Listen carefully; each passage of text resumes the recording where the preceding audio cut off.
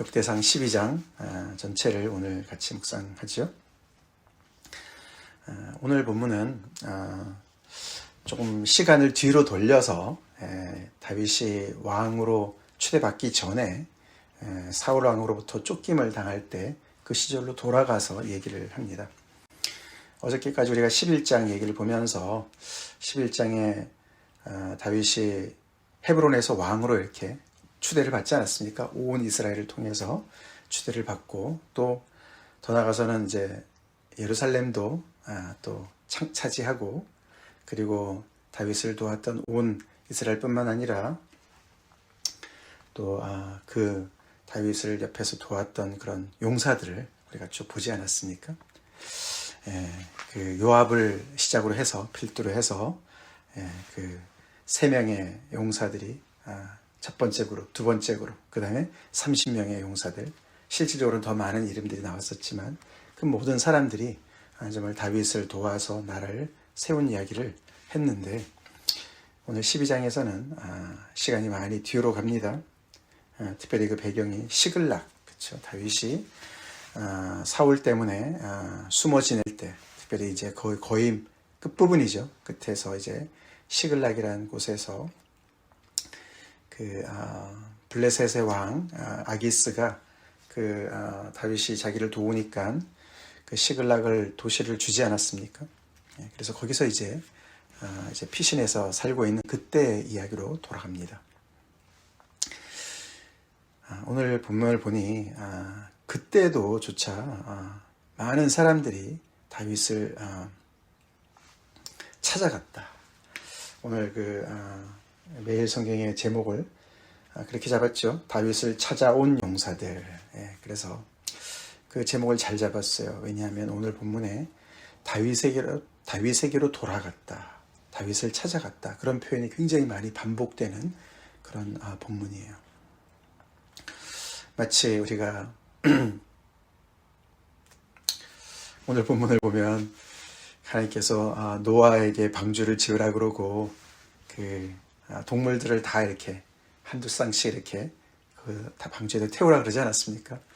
그 수많은 동물들을 어떻게 모았을까? 그 동물들이 다 이렇게 나오지 않습니까? 그죠? 노아한테 그런 장면이 이렇게 떠오르더라고요. 다윗한테 사람들이 이렇게 몰리는 거죠. 몰립니다. 그게 다윗은 지금 그 나라의 왕으로부터 쫓김을 당하고 있는 상황이잖아요. 피신을 당하고 있어요. 피신을 하고 있어요. 그런데도 이 지파 저 지파의 사람들이 다윗한테 모이는 거예요.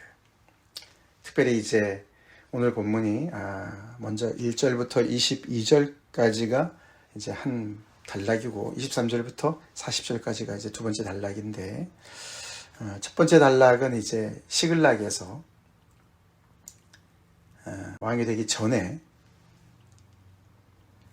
어떤 지파가 모였나 봤더니 4지파를 언급을 하죠. 첫 번째는 베냐민 지파 사람들이 나왔어요. 사울과 같은 지파인데도 지금 현재 왕이 사울인데도 불구하고 베냐민 지파 사람들 중에서 일부가 다윗에게 나왔어요. 두 번째 지파는 갓지파라 그럽니다. 그죠? 갓지파. 이 갓지파는 동쪽의 지파 아닙니까? 갓지파에서도 나오고 그 다음에 세 번째는 베냐민과 유다 지파를 같이 묶어서 얘기하는데 거기서는 이제 구체적으로 사람들의 이름이 나오기보다는 한 사람 이야기가 나옵니다. 거기는 좀 스토리가 나오죠. 일단은 유다 지파. 다윗이 유다 지파니까 당연히 유다 지파 사람들이 있었겠죠. 그 다음 네 번째는 므낫세 지파가 나옵니다. 므낫세 지파는 동쪽의 끝쪽에 있는 지파 아닙니까? 그죠? 므낫세 반 지파. 또 이쪽에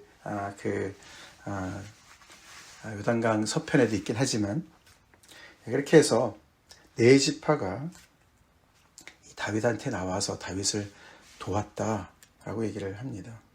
이 사람들은 어떻게 왔을까? 다윗한테 나와서 다윗을 돕고자 했을까? 그 이유가 뭘까? 얼마나 많이 나왔는지 22절이 그 결론이죠. 그때 사람이 날마다 다윗에게로 돌아와서 돕고자 하매 큰 군대를 이루어 하나님의 군대와 같았더라. 그렇게 결론을 내려요. 어떻게 이런 일이 벌어졌을까? 그 배경을 사실은 여기 그 16절부터 몇 절입니까? 18절에 나오는 그 베냐민과 유다 자손 중에서 다윗에게 나온 사람 중에 이 아마세라는 한 사람을 통해서 그 배경을 사실 설명해 준다고 볼 수가 있어요. 여기 모인 사람들이 어떤 생각으로 왔을까?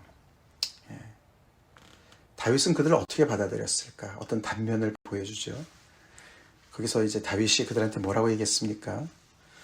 너희가 좋은 뜻에서 나한테 나왔다면, 평화로이 나한테 나와서 나를 돕고자 한다면, 그런 좋은 의도로 나왔다면 내가 너희와 한 마음이 되어서 함께 우리가 형제가 될 것이다. 그러나 너희가 만약에 나를 속이기 위해서 그런 잘못된 의도로 나한테 나왔다면, 그래서 나를 내 대적에게, 사울왕에게 넘기고자 한다면 뭐라고 얘기했습니까? 내가 너희와 싸울 것이다. 이렇게 얘기를 해야 될 것 같은데 그렇게 얘기 안 하고 뭐라고 얘기했습니까? 17절에 내 손에 불의함이 없으니 우리 조상들의 하나님이 감찰하시고 책망하시기를 원하노라. 그렇게 얘기를 해요. 다윗은 다분히 자기가 아무런 죄가 없다. 지금 사울 왕이 나를 이렇게 쫓고 나를 죽이려고 하는 것은 내가 무슨 죄가 있어서가 아니라 나를 무고하게 계속 나를 이렇게 정말 죽이려고 하는 것이고 내 손에 불의함이 없다라고 얘기를 하면서 자기의 무고함을 하나님께 맡기죠. 하나님께서 감찰하시고 하나님께서 내 원수들, 대적들을 책망하기를 원한다라고 얘기를 합니다. 그게 이제 다윗의 어떤 그런 마음 자세였죠.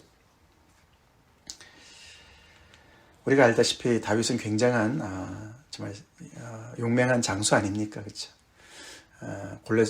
골리앗도 때려눕히고 또 초창기에 많은 그런 공적을 세웠던, 정말 그래서 사울이 굉장히 아꼈던 그런 정말 용맹한 그런 장수 아닙니까? 그러나 지금도 굉장히 이렇게 정말 어려움을 겪으면서 계속해서 너무나 부당한 그런 정말 대우를 받으니까 도끼가 한참 오르고, 그래서 자기의 어떤 그런 그 무고함을 정말 강력히 주장하고 정말 이렇게 사람들한테 점점 더 그렇게 사납게 그렇게 대할 것 같은데, 다윗은 오히려 반대죠. 하나님께 맡깁니다. 그의 마음이 굉장히 낮아졌죠.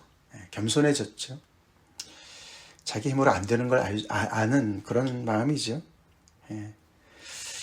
젊었을 때 패기와 또 자기의 어떤 그런 또 믿음으로 자기가 지금까지 쌓아온 어떤 그런 경험으로서 그가 교만할 수도 있었을 것 같은데, 그는 이런 많은 환난을 겪으면서 다듬어진 모습을 보여주고 있습니다. 나는 불의함이 없고 하나님께서 내 대적을 감찰하시고 그들을 책망하기를 원한다. 하나님께 맡기는 거죠. 하나님께 맡깁니다. 고난의 유익인 줄 믿습니다. 그렇죠? 우리도 그렇게 고난을 통해서 우리의 한계를 보게 되고 하나님의 은혜를 의지하게 되고 하나님께 맡기게 되죠. 하나님께 맡기게 되죠. 내 손으로 모든 걸 다 하려고 하지를 않습니다. 특별히 이렇게 원수 갚는 일에 대해서는 하나님께 맡기는 것이죠. 그것은 이제 다윗의 입장이었고, 이 다윗에게 나오는 사람들의 입장은 뭐였습니까? 대표가 아마세라는 사람이 대답을 하는데, 자기 대답인데 사실 하나님으로부터의 응답이죠. 성령께서 그를 감싸셨다, 이런 표현이 나옵니다. 그래서 사실은 이런 다윗의 이런 태도에 대한 하나님의 응답을 아마세가 선지자도 아닌데 성령의 감동이 되어서 그 대답을 해주는데 어떤 대답을 했습니까? 다윗이여, 우리가 당신에게 속하겠고 우리는 당신과 함께 있을 것입니다. 우리는 당신의 부하가 되려고 이 자리에 왔습니다. 우리는 당신의 것입니다. 그렇게 고백을 하고 평안하십시오. 당신도 평안하시고 당신을 돕는 자들에게도 평안이 있기를 소원합니다. 그렇게 축복 기도를 하죠. 이유는 당신의 하나님이 당신을 도우십니다. 다윗에게 나온 이 용사들이 무엇을 보고 있습니까? 다윗의 하나님을 보고 있습니다. 그렇죠? 다윗의 하나님을 보고 있어요.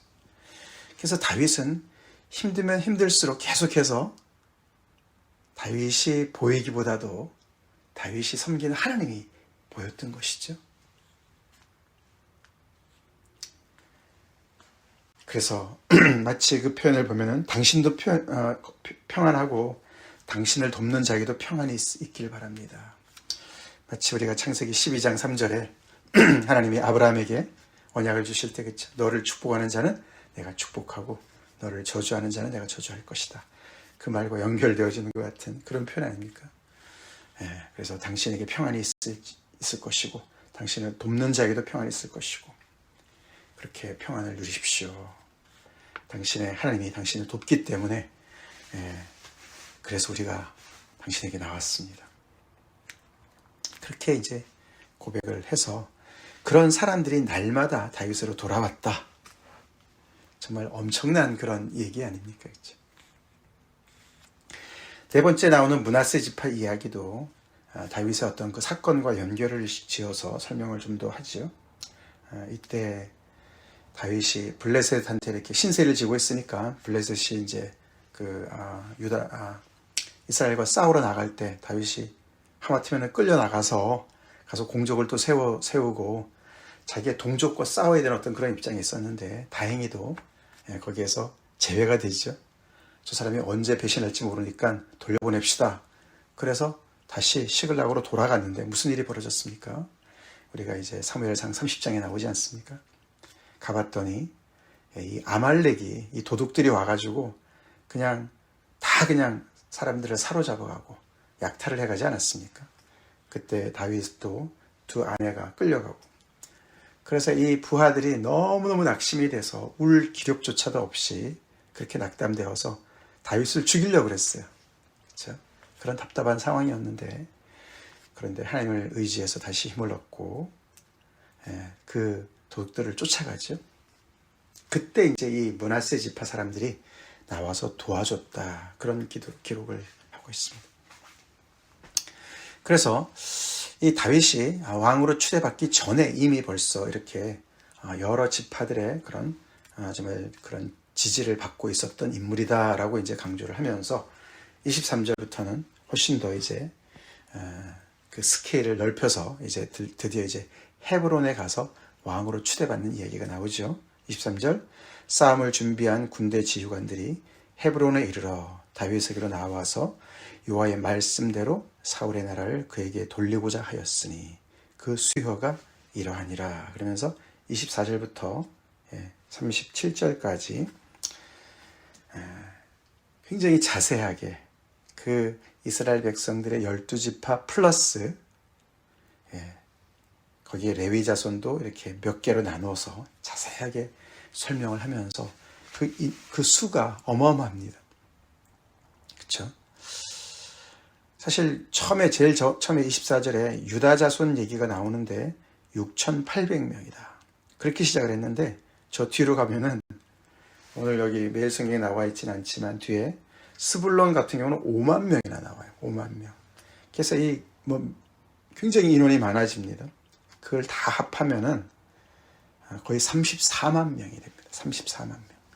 헤브론에서 왕으로 추대받을 때 그 12지파 전부에서 이렇게 사람들이 나와서 도와주는데 34만 명이다. 어마어마한 숫자죠. 자, 그렇게 언급을 한 다음에 38절 이 모든 군사가 전열을 갖추고 다 성심으로 헤브론에 이르러 다윗을 온 이스라엘 왕으로 삼고자 하고 또 이스라엘의 남은 자도 다 한 마음으로 다윗을 왕으로 삼고자 하여.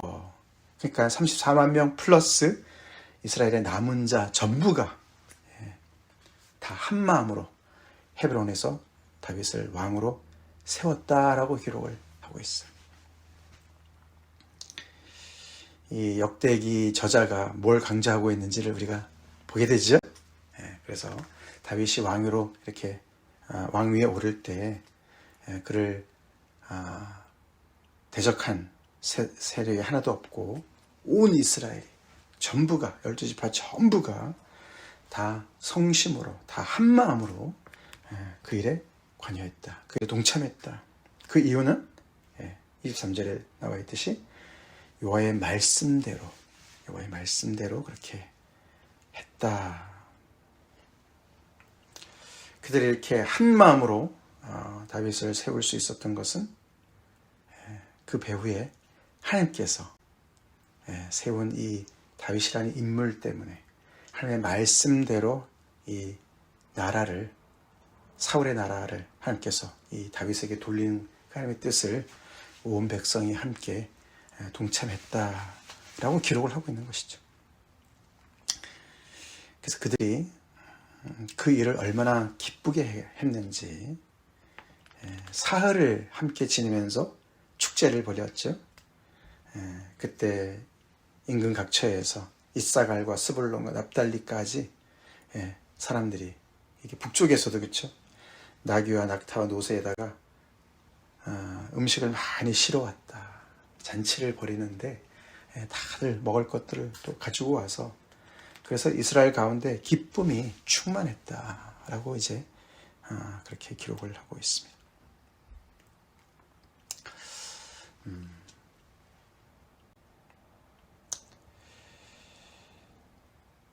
이 포로에서 돌아온 백성들을 향한 그런 이 역사를 이렇게 다시 재구성하고 어떤 그런 초점을 가지고 그렇죠? 어떤 그 관점을 가지고 계속 이렇게 써내려가는 역대기 저자가 왜 이런 걸 강조하는지 우리가 생각하게 됩니다. 그렇죠?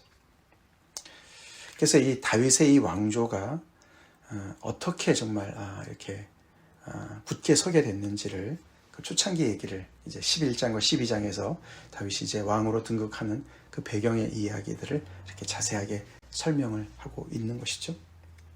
그러면서 지금 현재 무엇을 얘기하고 있을 것 같습니까?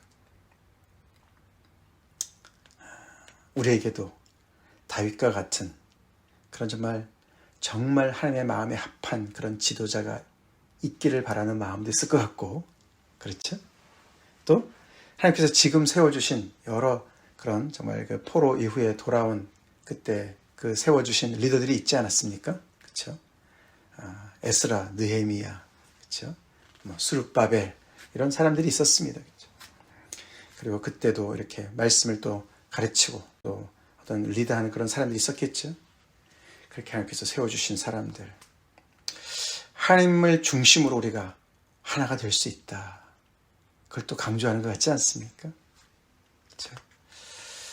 어느 시대나 정말 인물이 그렇죠? 지도자가 필요한 것 같아요. 그렇죠? 정말 이렇게 다 흩어져 있는 사람들을 하나로 묶을 수 있는 어떤 그런 인물. 지금은 여기서 다윗입니다. 그렇죠? 근데 그들이 하나가 될 수 있었던 이유는 다윗의 어떤 그런 훌륭한 자질이라든가, 리더십이라든가, 어떤 그런 그가 가지고 있는 어떤 그런 잠재력이라든가, 이런 걸 얘기하지 않아요, 그렇죠? 그 한 사람이 다윗이 하나님 앞에 어떻게 서 있나, 그걸 강조하고 있고, 그리고 모든 모이는 사람들이 마치 자석에 끌리듯이 끌리는 이유는 그 다윗이 섬기는 하나님을 보고 하나가 되는 걸 볼 수가 있어요. 결국 그것이 하나님의 뜻이었어요. 그렇죠?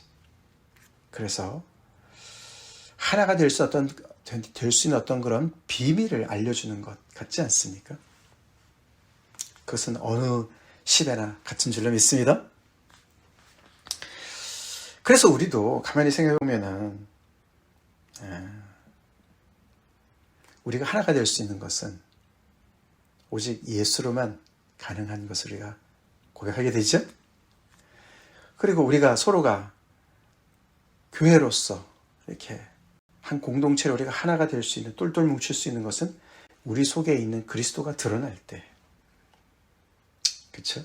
우리의 삶 속에서 다윗과 같은 그런 자세로 정말 나의 어떤 그런 삶의 여러 가지 연륜이 쌓이면 쌓일수록 내가 더 강해지고 내가 더 드러나고 내가 더 악해지고 사나워지는 것이 아니라 힘들면 힘들수록 우리의 그런 연약함과 우리의 부족함을 인정하면서 우리 인생을 주관하시는 하나님께 내 자신을 내어드리고 하나님께서 감찰하시고 하나님께서 정말 책망하시는 나의 모든 것을 하나님께 맡기는, 그래서 나의 삶에 정말 힘들어지고 너덜너덜해지면 해질수록 그 속에서 정말 질그릇 속에서 빛나는 것은 보배로우신 예수님이 드러나는 것처럼 그렇게 하나님이 나심으로 말미암아 우리가 더욱더 하나가 되는 그런 비밀을 여기서 얘기해 주는 것 같지 않습니까? 다윗은 정말 이 시글락이 거의 마지막이었거든요. 마지막이에요. 그가 피신했던 곳. 정말 온 광야를 헤집고 다니면서 여기 숨으면 또 쫓아오고, 그죠? 계속 도망치다가 결국에는 이 정말 블레셋의 그늘 안에 들어가 있는 그런 상황. 정말 얼마나 정말 처량하고, 그렇죠? 정말 너무너무 정말 힘든 그런 상황이 아니었겠습니까?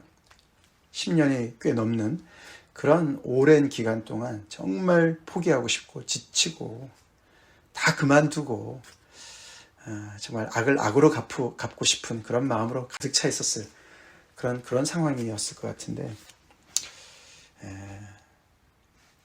그에게는 고난이 정말 약으로 작용했어요. 그렇죠? 하나님을 의지할 때 우리에게 오는 모든 고난이 약이 될 줄로 믿습니다. 안 그러면 독이 되죠. 우리 인생이 너무나 비루해지죠. 그래서 다윗의 어떤 그런 그가 섬기는 그 하나님을 보면서 당신의 하나님이 당신을 도우십니다.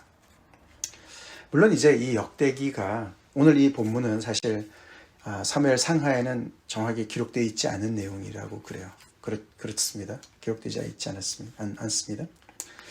그리고 이제 이 숫자도 굉장히 과장되어서 표현된 것이 아니냐. 그리고 이제 다윗의 어떤 그런 왕조를 너무 이렇게 정말 너무 완벽하게 그린 것이 아니냐, 뭐 이런 얘기를 하는 그런 주석가들도 많이 있는데, 그게 이제 역대기의 어떤 그런 그 강조점인 거예요. 다윗도 부족함이 많이 있지만 그런 하나님을 앙망하는 사람으로서, 그리고 이렇게 어려운 시절에 사울은 미쳐서 날뛰는 그런 시절에 정말 하나님을 경외하는 한 사람을 통해서 하나님께서 어떻게 하나님의 나라를 세워나가는가를 보여주고 있는 거예요.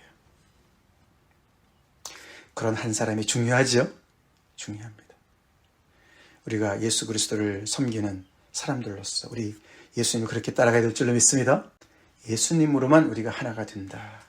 특별히 우리가 교회 안에서도 우리가 서로가 부족하지만 우리 예수를 주로 고백하는 사람들이, 우리가 예수님으로 말미암아 우리가 계속해서 또 모이고 다윗에게 모이듯이 그리스도를 중심으로 우리가 모이고 그래서 정말 하나가 되어서 하나님의 군대와 같이 그렇게 세워지는 은혜가 있도록 기도합시다.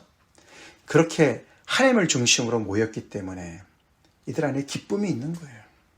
자원함이 있는 거예요. 누가 시키지 않아도 모이고 누가 시키지 않아도 먹을 거 다 가져와서 기쁨을 같이 나누는 그런 공동체의 모습이 보여지는 거예요. 그렇게 다윗이 세움을 받았다는 것이에요. 우리 그리스도 예수를 섬기는 자들 안에 이런 정말 자원함과 이런 기쁨과 하나됨의 기쁨이 넘쳐야 될 줄로 믿습니다. 그것을 위해서 같이 기도하겠습니다. 같이 기도하십시다. 하나님 감사합니다. 다윗이 헤브론에서 왕으로 이렇게 추대를 받을 때 어떤 모습이었는지 역대기 저자가 이렇게 기록하면서 정말 어떻게 하나님의 백성이 하나가 될 수 있는지를 또 이렇게 이야기하고 있는 것을 저희가 묵상합니다. 참 이런 한 사람이 필요한 시대에 지금도 마찬가지입니다. 주님, 저희는 참으로 존귀하신 우리 주님을 섬기는 귀한 주님의 자녀들입니다. 주님의 제자들입니다. 다윗에게 끌렸듯이, 그래서 온 지파들이 다 나와서 기쁨으로 하나가 되었듯이 저희 또한 예수 그리스도를 중심으로 하나 되게 하시고, 또 우리 주님의 몸된 교회를 이루는 저희들, 우리 안에서 더욱더 하나님이 드러나고 그리스도께서 드러나심으로 말미암아 우리 속에 있는 그리스도로 말미암아 우리가 온전히 하나 되고 자원함과 기쁨이 넘치는 그런 주님의 공동체로, 하나님의 군대로 더욱더 굳게 세워 주시옵소서. 그래서 아버지, 하나님을 찾는 자들, 진정으로 하나님의 나라에 정말 아버지 충성하기를 원하는 자들 더욱더 모일 수 있도록 좀 축복하여 주시옵소서. 예수님 이름 받들어 간절히 기도 올려옵나이다. 아멘.